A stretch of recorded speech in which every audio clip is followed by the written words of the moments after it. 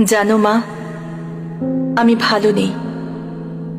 এই কথাটা আমি তোমাকে অনেকবার বলেছি।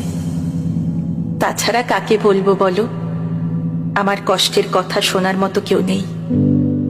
কিন্তু আমি তোমাকে কখনো জিজ্ঞাসা করিনি তুমি কেমন আছো। মনে আছে মা, যখন তুমি চিকেন রান্না করতে, তখন আমাদের ভালো ভালো চিকেন পিসগুলো খেতে দিতে, আর যেগুলো পড়ে থাকতো সেইগুলো তুমি খেতে।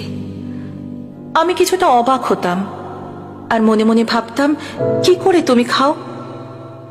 আমি একদিন জিজ্ঞাসাও করেছিলাম, এইগুলো খাও কি করে মা? তুমি উত্তর দিয়েছিলে, এইগুলো আমি খেতে ভালোবাসি।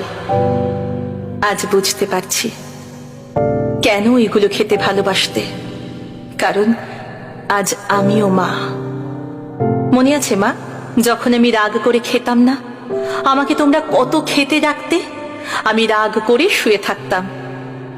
আর এখন আমার রাগের কোনো মূল্য নেই। আমি খাই বা না খাই, কার কি এসে যায়। মনে আছে মা, তুমি বলতে তুমি নাকি মাছের লেজাটা বেশি খেতে ভালোবাসো।